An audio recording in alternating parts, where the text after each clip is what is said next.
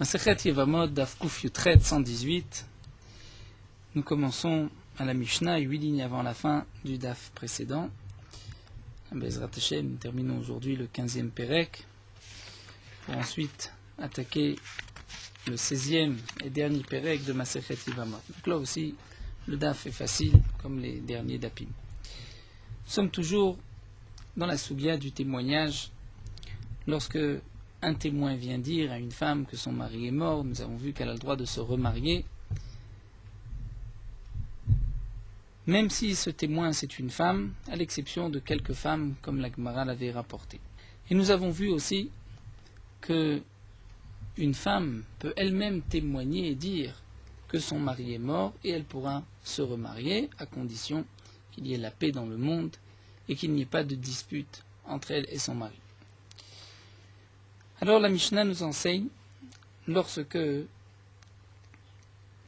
un homme est parti avec ses deux femmes, il avait deux femmes, il est parti une dit Natayam en outre-mer, et les deux femmes reviennent, Achat Omer et Met, une dit il est mort, donc nous avons le droit de nous remarier, Vachat Omer et Lomet, la seconde dit non, il n'est pas mort.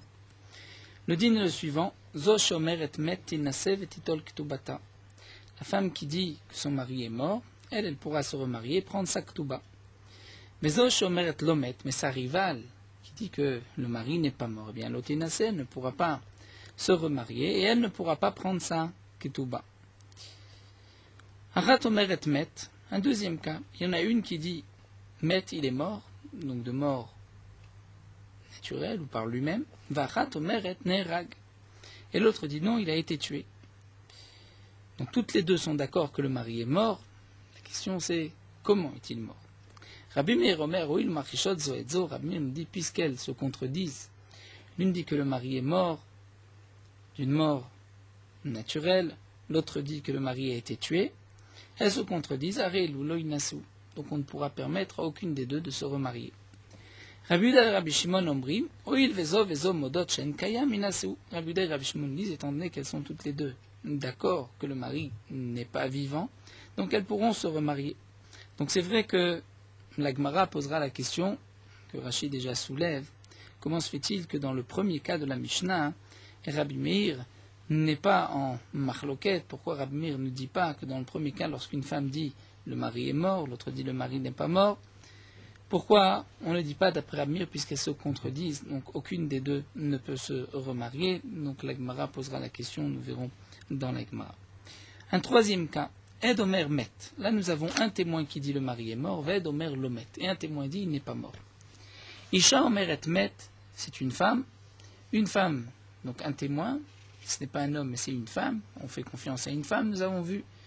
Lorsqu'une femme dit Met, que le mari est mort, Visha Omer et Lomet, et une autre femme dit que le mari n'est pas mort, Arezelo Tinase. Donc cette femme ne pourra pas se remarier, étant donné que, comme nous l'explique Rashi, la seconde, c'est-à-dire le deuxième témoignage, est arrivé avant qu'on accepte le premier témoignage. Si on avait reçu un premier témoignage, on avait entendu que le mari est mort, on avait dit à cette femme, tu peux te remarier. Donc là, nous avons vu, plus haut dans la Gemara précédente, que, étant donné qu'on fait confiance et on donne une émanoute à ce témoin, c'est comme s'il était deux, c'est comme deux témoins, lorsqu'on croit un témoin, et ensuite, lorsque vient un autre témoin, on ne le croit pas. Mais ici, on parle dans le cas où les deux témoins ou les deux femmes sont arrivés en même temps. Donc, puisqu'on n'a pas encore permis la première, à Rezolotinase, donc la Mishnah nous dit, on ne permettra pas à cette femme de se remarier. La Gemara va reprendre le premier dîne de la Mishnah. Nous avons vu deux femmes du même mari.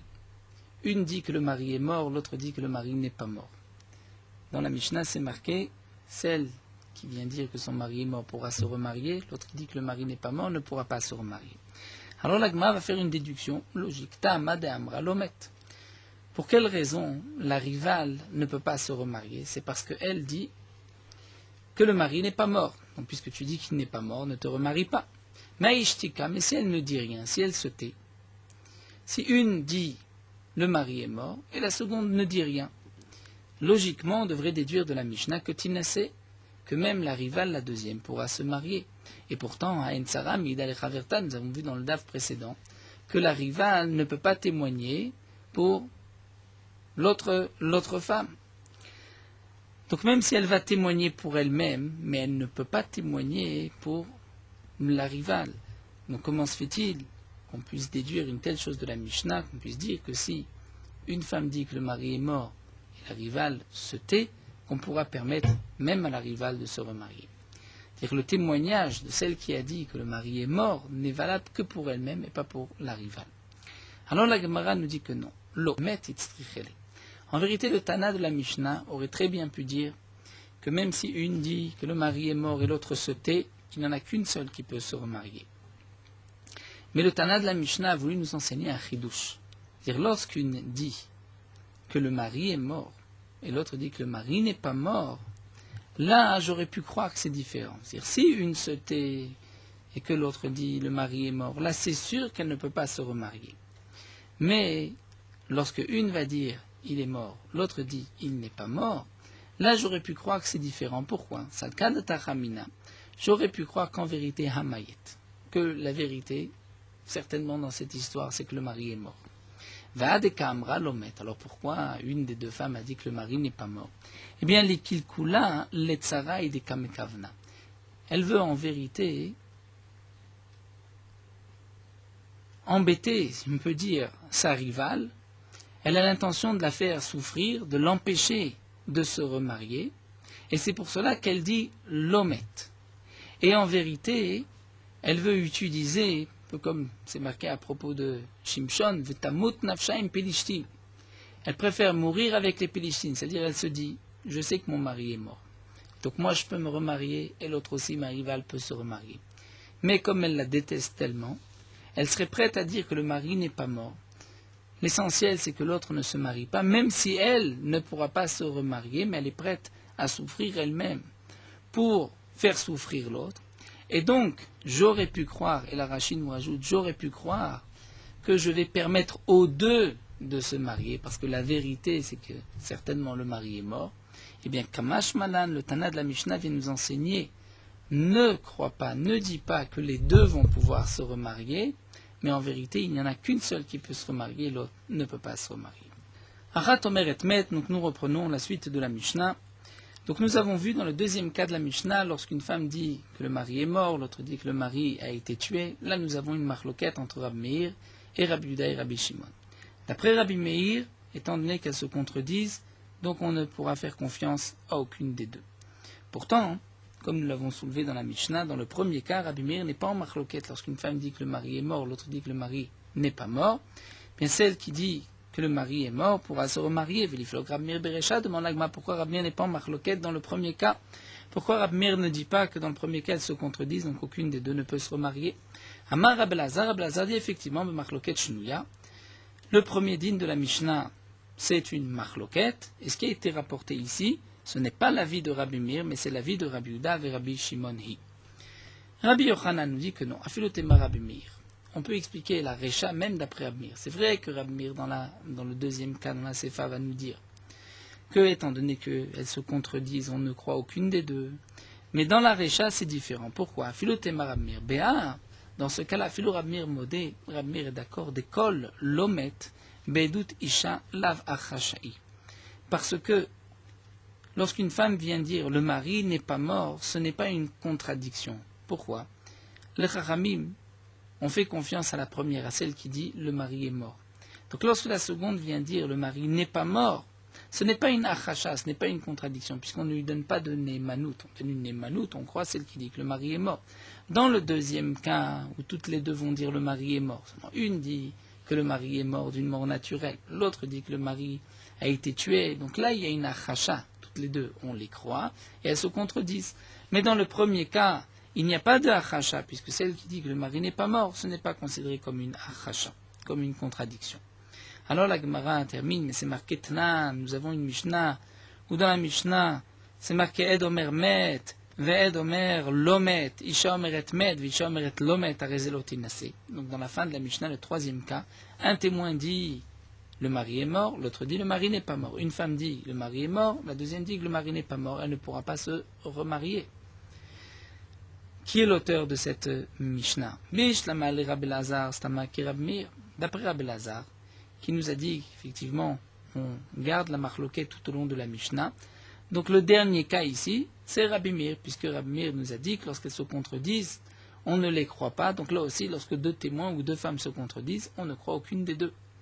Mais le Rabbi Yochanan, d'après Rabbi Yochanan qui a dit que lorsque la femme vient dire l'omet, il n'est pas mort, ce n'est pas une contradiction puisqu'on ne lui a pas donné de Nehemanout, alors on ne comprend plus la fin de la Mishnah. Dans la fin de la Mishnah, une femme dit met et l'autre dit l'omet, ou un témoin dit met, l'autre dit l'omet, on ne devrait pas tenir compte de celui qui dit l'omet. Donc pourquoi l'otinasé ne peut pas se marier, puisque d'après Rabbi Yochanan, dans ce cas-là, Rabbi Meir est d'accord. Eh bien, la Gemara nous dit qu'Acha, c'est effectivement une question sur Rabbi Yochanan. La Gemara continue avec une nouvelle Mishnah. Isha shalchahi ou ba'alalim dinatayam, une femme qui est partie, elle et son mari en outre-mer. Ou ba'ave amra, elle est revenue, elle a dit met ba'ali, son mari est mort, tinasé, elle peut se remarier, vetitol ktubata, elle peut prendre sa ktuba comme nous l'avons vu. Vetsarata asura, mais la rivale, la deuxième femme est interdite, la deuxième femme de se marier. Pourquoi? Puisqu'on ne croit pas le témoignage de cette femme pour la rivale. C'est-à-dire on la croit pour elle, mais pas pour la rivale, puisque comme nous avons vu, une femme ne peut pas venir témoigner pour sa rivale. Haïta bat Israël la Cohen, si cette rivale était fille d'Israël mariée à un Cohen, peut-elle continuer à manger de la terouma ou pas? Eh bien, Tochal bat terouma, elle peut manger de la terouma. Pourquoi? Peut-être que le mari est mort. On voit que pour une des deux femmes, on considère que le mari est mort. Pour la seconde, c'est vrai qu'on ne lui permet pas de se remarier. Le mari est toujours vivant. Mais est-ce que de là à dire qu'il est toujours vivant et elle peut encore manger de la terouma? Eh bien oui, nous dit Rabbi Tarfon, elle peut manger de la terouma, dire le témoignage de la première femme ne touche en rien le statut de la rivale. Et donc pour la rivale, le mari est toujours vivant. Elle peut manger de la terouma, elle ne peut pas se remarier, dit Rabbi Tarfon, sont les paroles de Rabbi Tarfon. Rabbi Akiva Omer Enzo Derech Motziat Omide Avera, Rabbi Akiva nous dit que non, ça ce n'est pas le chemin qui va l'éloigner de la sortir de la Avera. Mais il faut dire Achete Asura Linasev Asura Milechol Bitrouma. La rivale ne pourra pas se remarier, mais elle ne pourra pas quand même manger de la terouma, puisque peut-être que le mari est mort. Après tout, nous avons permis à la première femme de se remarier, donc on considère que le mari est mort. Effectivement important de soulever que donc cette Bat Israël mariée à un Cohen ne peut manger de la terouma que parce qu'elle est mariée au Cohen. Si le Cohen est décédé, elle ne peut plus manger de la terouma. Donc Rabbi Tarfon permet de manger de la terouma et Rabbi Akiva et Mahmir lui donnent les deux chumrot. Un autre cas, Amra met Baali varkar met Chami, une femme qui vient dire que son mari est mort et ensuite, après la mort de son mari, c'est son beau-père qui est mort. Donc elle vient témoigner pour elle-même et en même temps pour sa belle-mère. L'Agmara avait déjà rapporté cette Mishnah plus haut. Le dîner est le suivant, Tinasev etitol ktubata, elle peut se remarier et prendre sa ktuba, vechamota, mais sa belle-mère Asura ne pourra pas, puisque comme nous l'avons vu, une femme ne peut pas témoigner en faveur ou contre sa belle-mère. Même si, nous rappelle Rashi, elle a d'abord dit « mon mari est mort ». Donc lorsqu'elle dit que son mari est mort, ce n'est plus sa belle-mère. Si ce n'est plus sa belle-mère, elle pourrait témoigner en sa faveur. Malgré tout, nous avons vu plus haut, l'Agma avait expliqué que même dans ce cas-là, on ne la croit pas. C'était aussi de crainte que peut-être ni le mari était mort, ni le beau-père était mort, mais elle avait dit ainsi pour piéger sa belle-mère. Donc c'est pour cela que la belle-mère restera interdite. Haïta bat Israël la Cohen, si la belle-mère était une fille Israël mariée à un Cohen. Et donc elle pouvait manger de la terouma. Jusqu'à présent, peut-elle continuer? Là aussi, on retrouve la même marloquette. Tochal betrouma de Rabbi Tarfon. D'après Rabbi Tarfon, elle peut manger de la terouma, puisque le témoignage de la belle-fille n'est pas valable pour la belle-mère. Donc, pour la belle-mère, c'est comme si son mari est toujours en vie. Et Rabbi Akiva Omer, Rabbi Akiva nous dit non, ce n'est pas le chemin qui va la sortir d'une avera. Elle ne peut pas se remarier, elle ne peut pas manger non plus de terouma. Alors la Gemara nous dit, nous avons ici deux fois la même marloquette entre Rabbi Tarfon et Rabbi Akiva, où on ne croit pas le témoignage de la belle-fille pour la belle-mère, ou dans le premier cas, le témoignage d'une femme pour sa rivale. Et dans les deux cas, Rabbi Tarfon dit que la rivale ou la belle-mère peut manger de la terouma, et Rabbi Akiva nous dit que non. Pourquoi ces deux marloquettes? Pourquoi cette répétition? On ne peut pas apprendre une de l'autre. Alors la Gemara nous dit, nous avons besoin des deux machlokot entre Rabbi Tarfon et Rabbi Akiva. Pourquoi? Betzricha, j'ai besoin. Dites, Marachkama et si on nous avait rapporté juste le premier cas où une femme ne peut pas témoigner en faveur de sa rivale. Béa Kama Rabbi Tarfon, c'est dans ce cas-là que Rabbi Tarfon a dit que la rivale peut continuer à manger de la terouma comme si le mari était vivant. Pourquoi Mishum de Tzahara des Goufa? Étant donné que la haine qu'a une femme pour sa rivale, c'est Tsahar des Goufa, c'est-à-dire la souffrance de son corps. Dit Rashi, c'est que la rivale lui diminue le devoir conjugal que le mari a vis-à-vis de sa première femme. Et donc, puisqu'il y a Tsahara des Goufa, c'est-à-dire c'est une souffrance qui est plus dure, plus difficile pour la première femme, eh bien, elle est prête à mentir pour faire en sorte que la deuxième femme, elle aussi, soit interdite au mari.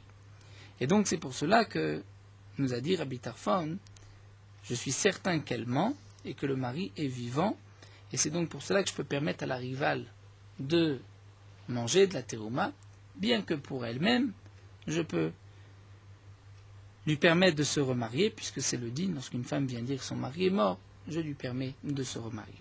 Aval chamota, mais dans le cas de la belle-mère, des tsahara mile de alma. Toute l'animosité qui se trouve entre la belle-fille et la belle-mère, c'est comme nous l'avons vu, c'est des paroles que la belle-mère va raconter à son fils, tout ce que la belle-fille a fait. Eh bien, puisque c'est tsahara mile de alma, c'est-à-dire ce n'est pas la même souffrance, c'est-à-dire c'est moins fort, il m'a modélé Rabbi Akiva, peut-être que Rabbi Tarfon est d'accord avec Rabbi Akiva, que dans ce cas-là, on pourrait dire que le beau-père est peut-être mort, on pourrait quand même faire confiance sur ce point-là à la belle-fille que le beau-père est mort, et donc ne pas permettre à la belle-mère de manger de la terouma. Donc j'aurais pu croire que Rabbi Tarfon est d'accord avec Rabbi Akiva, Kamashman, que non, il est aussi en marloquette. Vitmar Béa, et si on nous avait rapporté le dernier cas, Béa Kama Rabbi Akiva, j'aurais pu dire que c'est seulement dans ce cas-là où Rabbi Akiva a dit qu'elle ne peut pas manger de terouma parce qu'on considère que peut-être que la belle-fille a dit vrai, puisque l'animosité entre elle et sa belle-mère n'est pas tellement forte. Mais aval béach, mais dans le premier cas, puisqu'il y a tsahar des goufa, donc là il y a une véritable haine, peut-être que là, Imam Moudil et Rabbi Tarfon, peut-être que Rabbi Akiva est d'accord avec Rabbi Tarfon, et que on ne tient pas compte des paroles d'une femme pour sa rivale, et on considère que le mari est encore vivant et elle peut manger de la terouma tzricha. Donc j'ai besoin de la première halakha pour nous dire que Rabbi Akiva est aussi en marloquette avec Rabbi Tarfon. Amar Rabbi Yehuda Amar Shmuel, l'halakha qui Rabbi Tarfon. Rabbi Yehuda vient dire au nom de Shmuel que l'halakha est comme Rabbi Tarfon. Donc la rivale ou la belle-mère pourront manger de la terouma et ne pourront pas se remarier. Amar Abaye, Abaye va apporter une preuve aux paroles de Rabbi Yehuda Amar Shmuel. Afanana metanina. Nous avons une Mishnah que nous verrons dans le Hamoud Bet. Nitan liben b'mdinatayam. Lorsqu'une femme vient dire j'ai eu un enfant b'mdinatayam lorsque j'étais avec mon mari en outre-mer. Et met beni vachar karbali. Mon fils est d'abord mort et ensuite c'est mon mari. Et donc cette femme veut dire qu'elle a une obligation de yiboum. Nemenet, on la croit. Puisque lorsqu'elle était partie, elle n'avait pas d'enfant. Donc si le mari est mort, elle a une obligation de yiboum. Même si elle vient nous apporter cette information qu'elle a eu un enfant et qu'ensuite cet enfant est mort avant le mari, elle veut garder le même statut. C'est-à-dire si le mari est mort, elle ne peut pas se remarier sans yiboum, donc là on la croit. Mais Ba'alivar Karbeni, si elle vient dire j'ai eu un enfant, et c'est mon mari qui est mort en premier après mon fils, et donc là,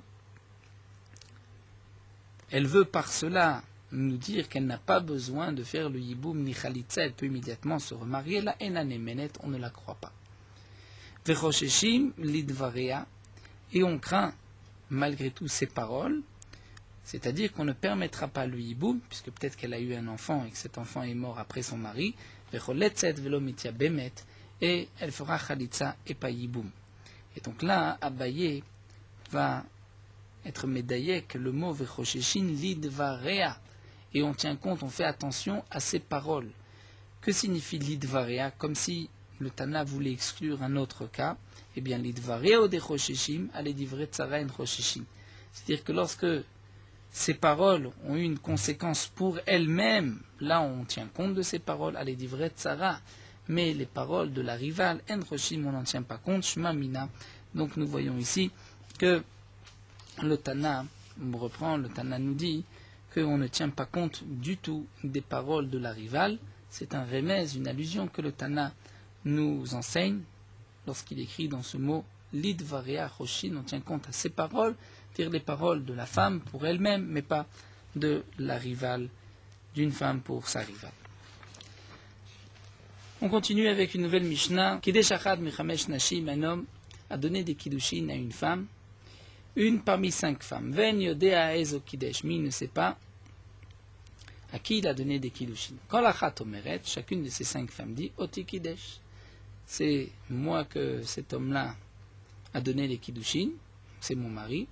Noten Get le Kol Achat Ve'achat. Donc si cet homme-là veut se marier avec les 5, il pourra se marier avec les 5. Au pire, il donnera des Kiddushin misafek à toutes pour être sûr d'être marié avec chacune. Mais s'il ne veut pas, il devra donner un get à chacune de ces femmes, puisque il ne sait pas qui est sa femme. Ou manière ktuva benehem ou mistalek. Mais comme il n'a marié, s'est marié qu'avec une seule femme, donc il a une obligation de ktuba qu'à une seule de toutes ces femmes. Donc il posera la ktuva parmi ces 5, ou mistalek, et lui va se retirer, et c'est aux femmes de s'arranger, de se disputer la ktuba. Div Rabbi Tarfon sont les paroles de Rabbi Tarfon. Rabbi Akiva Omer, alors on retrouve le même lachon, pour cela que la Gemara reprend la marloquette Rabbi Tarfon et Rabbi Akiva. Rabbi Akiva nous dit, ce n'est pas le chemin qui va le faire sortir de la Avera. D'après Rabbi Akiva, il doit donner un get à chacune de ces 5 femmes, mais aussi Ktuba, l'école Achat Vachat et une Ktuba à chacune des 5. Étant donné qu'il a été Mekadesh, il ne sait pas à qui, donc il devra donner une Ktuba à chacune. De même, un autre din Gazal Echad Mechamisha, un homme a volé à une personne parmi 5. Ven Yodea Mezegez, et il ne sait pas à qui de ces 5 il a volé. Kol Echad Omer Oti Gazal, chacun dit bien sûr, c'est moi qu'on a volé, c'est à moi qu'on doit rendre l'argent. Mani Agzela Benem, donc lui va poser le vol, l'objet volé, l'argent volé entre eux, ou Mistalek et se retire. Div Rabbi Tarfon sont les paroles de Rabbi Tarfon. À eux de se disputer l'argent. Rabbi Akiva Omer, Zoder Motzi Midei Averat, Shelim Kol Echad Ve'echad. Rabbi Akiva nous dit non, ce n'est pas le moyen de sortir de la Avera, il doit payer à chacun la somme, même s'il n'a volé qu'à une seule personne. Étant donné qu'il a une obligation de Hashava, de rendre le vol, donc il ne peut pas déposer, il doit donner à chacun l'argent. Alors la Gemara va sur cette Mishnah faire 2 déductions. D'abord, c'est marqué Kidesh Achad Mechamesh Nashim. Lorsqu'un homme a donné des Kiddushin. Il y a plusieurs manières de Kiddushin, de se marier. C'est ou Bishtar, Bekesef ou Bebiya, comme dit la Mishnah dans Kiddushin. Donc ou avec un shtar, ou avec de l'argent, ou par une relation, une biya. Bien que, c'est marqué dans Masret Tubot que Rav donnait des coups à celui qui était Mekadesh Bebiya, puisque c'était une sorte de pritzout, il ne se fait pas de commencer un mariage Kiddushin par biya. Il faut d'abord donner de l'argent, d'abord donner des Kiddushin ou un shtar. Donc il y a une interdiction, on peut dire Midi Rabbanan, d'être Mekadesh Bebiya. Donc ici c'est marqué Kidesh Katane, c'est-à-dire que les Kiddushin se sont faits avec de l'argent ou avec un shtar, mais Baal lo Katane.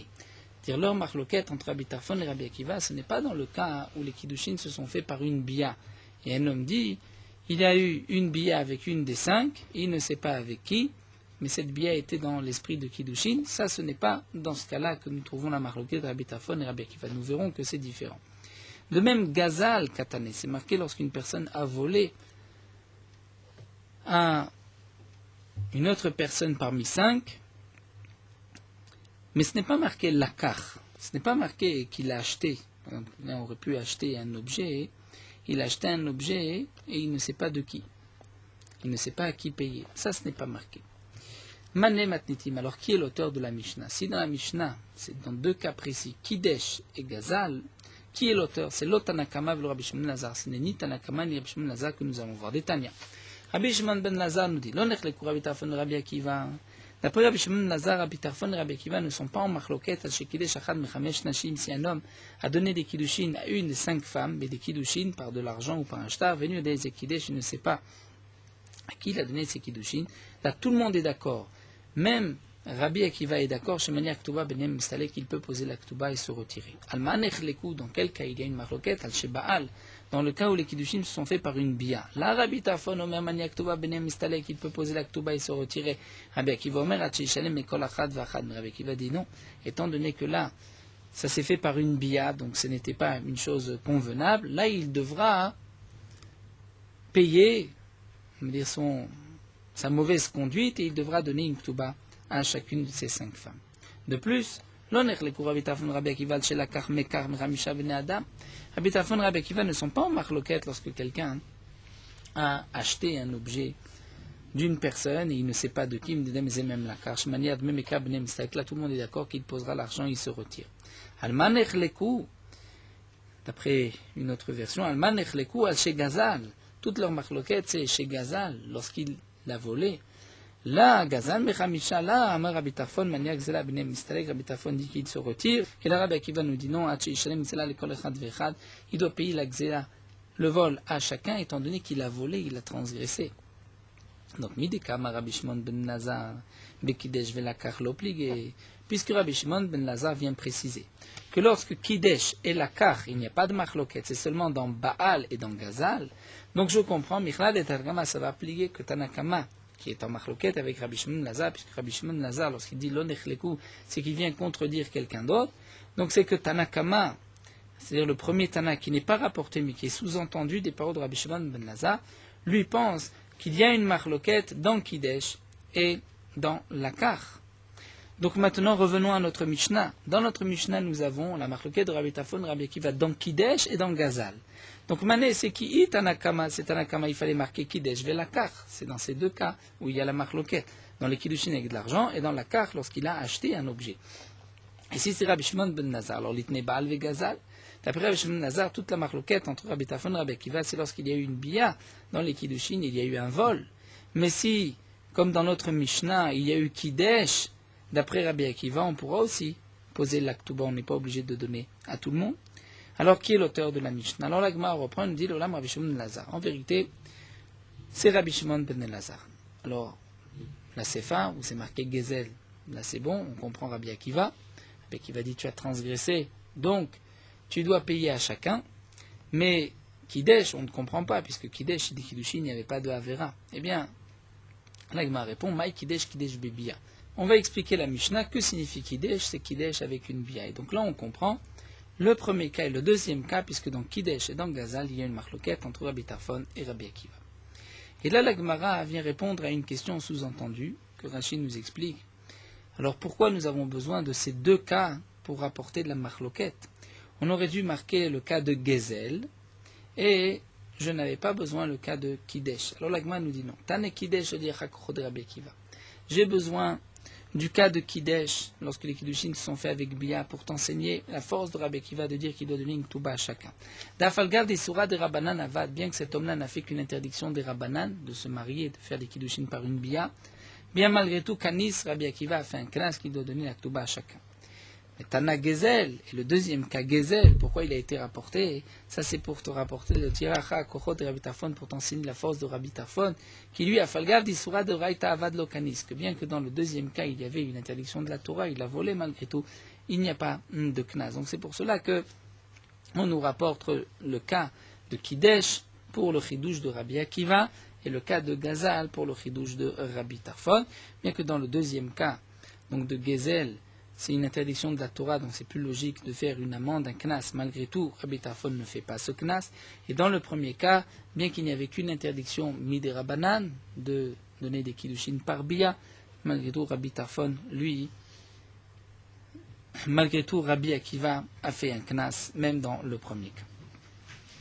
On continue, nous terminons le Pérec avec cette dernière Mishnah. Isha shalchai u ba'ala limdinataya. Une femme qui est partie, elle et son mari, en outre-mer. Ubenai ma'em, et leur fils avec eux. Ubaat ve'amra, elle est revenue, elle a dit, Med ba'ali varkach med beni, mon mari est mort, et ensuite mon fils est mort. Ne menet, là on la croit, pourquoi? Puisqu'elle ne change pas de sa première chazaka. Puisque lorsqu'elle est partie, elle avait un enfant. Donc si le mari meurt, elle n'a pas d'obligation de yiboum. Donc lorsqu'elle vient et dit que son mari est mort d'abord et ensuite son fils, donc il n'y a pas d'obligation de yiboum, on la croit. Med benivar karmet baali, mais si elle dit le contraire, son fils est mort en premier, ensuite son mari, là elle en est ménette, on ne la croit pas. Donc on ne la croit pas que le fils est mort d'abord et ensuite le mari, et donc elle ne pourra pas faire yiboum avec son beau-frère. Mais malgré tout, Choshim Idvaria, on tiendra compte de ses paroles, elle devra faire Chalitza. Becholetzet velo mitya bemet. Lorsqu'une femme dit Nitan Liben Bimdinatayim, donc elle est partie alors qu'elle n'avait rien, elle n'avait pas d'enfant, et elle dit j'ai eu un enfant Bimdinatayam, Ve'amra, et elle dit Med Beni Varkar Med Baali, son fils est mort et ensuite son mari, donc elle veut faire Yiboum Nemenet, on la croit. Étant donné que lorsqu'elle était partie, elle n'avait pas d'enfant, donc il y avait une mitzvah de Yiboum au cas où le mari meurt, donc elle ne change pas sa chazaka, on la croit. Mais lorsqu'elle dit Med Baali Varkar Med Beni, son mari est mort en premier, ensuite son fils. Et donc elle veut dire qu'elle n'a pas d'obligation de Yiboum ni de Khalitza, et la Nemenet, on ne la croit pas, pour la dispenser de Khalitza, donc elle devra faire Khalitza, mais Choshim Idvaria, on craint quand même ses paroles, et elle ne pourra pas faire Yiboum, Vecholetzet velo mitya bemet. Donc elle fait Khalitza et pas Yiboum. Lorsqu'une femme dit Nitan li Yabam bimdinatayam, lorsque j'étais en Outre-mer, ma belle-mère a eu un autre enfant, donc mon mari a eu un petit frère, et donc il y avait une mitzvah de Yiboum, et ensuite elle dit Amra Med Baali Varkar Met Yebami, elle dit que son mari est mort et ensuite son Yabam, et donc là elle n'a pas d'obligation, elle n'est pas tenue ni par Yiboum ni par Khalitza, ou bien le contraire, Yebami Varkar Baali, elle dit que son Yabam est mort et ensuite son mari, là on la croit, étant donné que lorsqu'elle est partie, elle n'avait pas de Yabam, il n'y avait personne qui attendait le Yiboum. Donc là, lorsqu'elle veut se détacher du Yiboum, de toutes les manières, on la croit, parce que nous avons le principe suivant, c'est ça tout le principe de la Mishnah, Péchassar ou Pécheitir, c'est-à-dire la bouche qui a interdit, c'est la bouche qui permet. Lorsqu'elle dit qu'elle a eu un Yabam, un beau-frère, Bimdinatayam, donc là, elle se limite, elle s'oblige au Yiboum. Si ensuite elle dit que le Yabam est mort, eh bien, on la croit. Mais dans le cas où Al-Khahi ou Ba'ala Yibama Lemdinatayam, lorsque elle est partie et son mari, et le Yabam aussi, c'est-à-dire, elle avait un beau-frère qui est parti Mdinatayam. Donc là, si elle vient dire que le mari est mort, elle a une obligation de faire Yiboum. Et Amra, elle dit Med Ba'ali Vachar Kach Yebami, elle vient dire que son mari est mort et ensuite le Yabam est mort. Ou elle vient dire que Yebami Varkar Ba'ali, d'abord le Yabam et ensuite son mari, Enan Nemenet, là on ne la croit pas. Et pourquoi? Parce que on peut croire une femme lorsqu'elle dit que son mari est mort, mais on ne peut pas la croire lorsqu'elle dit que son Yavam est mort.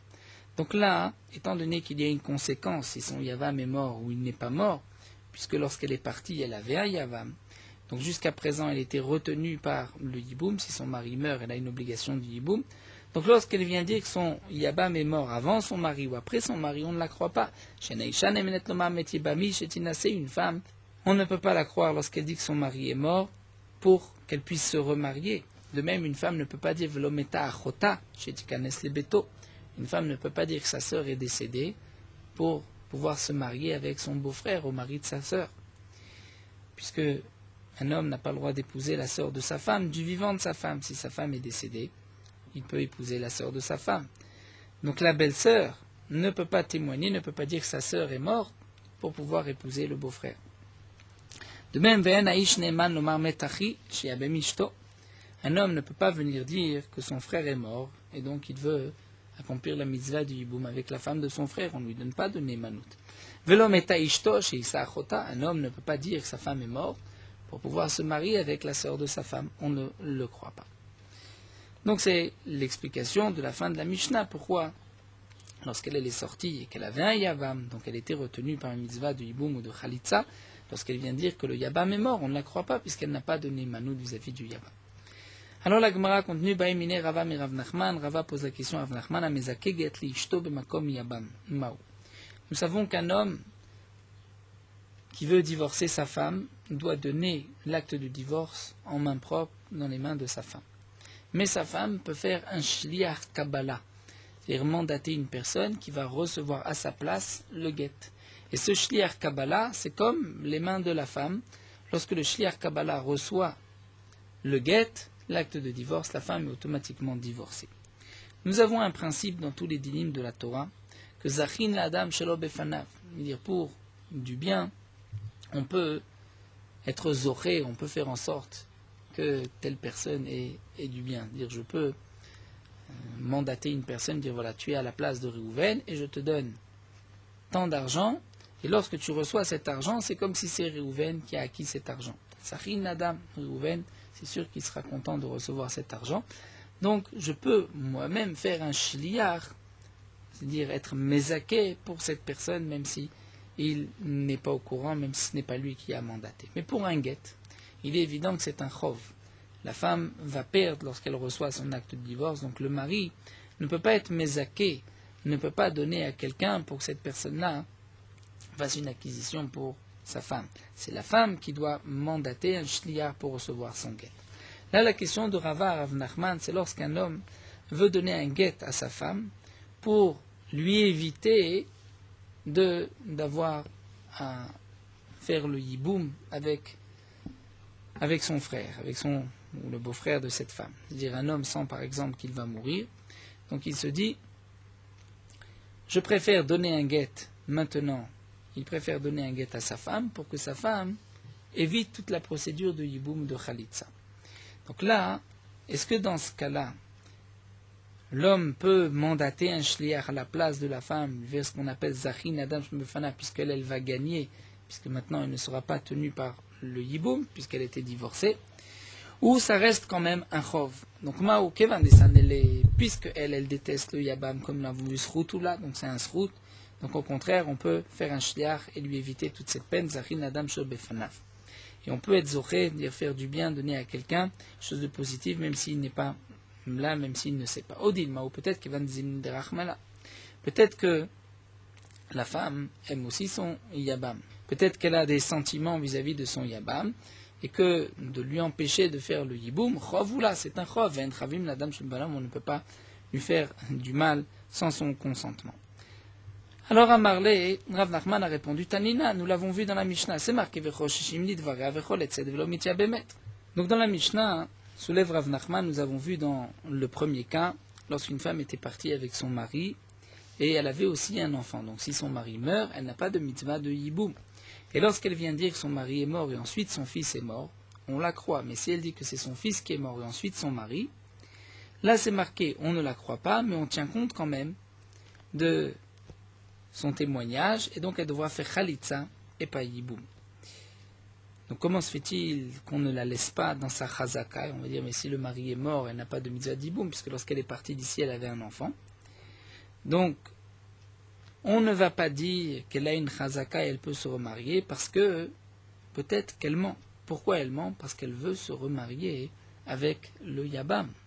Peut-être qu'elle aime le yabam et elle veut se marier avec lui, donc c'est pour cela que je dois tenir compte de ses paroles, mais je ne peux pas lui permettre le yiboum, je lui exigerai la khalitza. Donc tu vois, du premier cas de la Mishnah, qu'une femme a peut-être des sentiments, a peut-être un intérêt à se marier avec le yavam.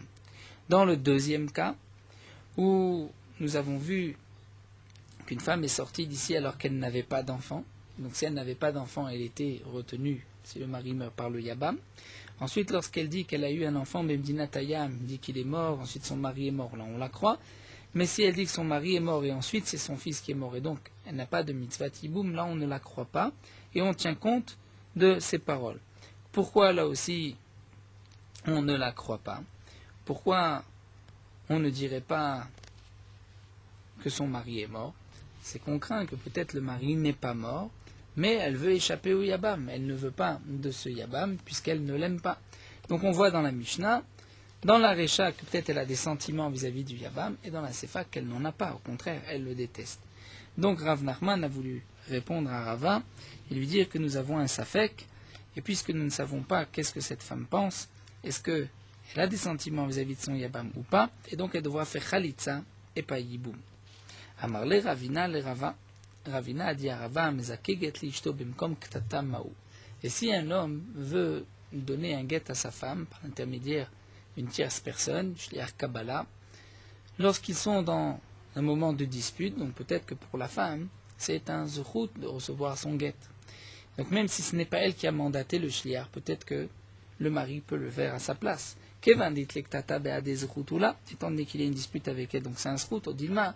Ou peut-être que non, Nicha de Goufa Adifla. Elle préfère rester avec, être accompagnée, ou Tzafta de Goufa est accompagnée d'un mari, même s'il y a des disputes, c'est pas grave, elle préfère être accompagnée plutôt que de rester seule, et donc ce n'est pas un srout pour cette femme. Alors l'Agma nous apporte une preuve, Tashma, puisque Resh Lakish a dit Tav le metav tando, une femme Tav, il est bon les metav de rester tan, dire tan c'est un gouffre, un corps d'eau, deux, c'est-à-dire deux corps de rester ensemble, il est metav armelo plutôt que de rester toute seule.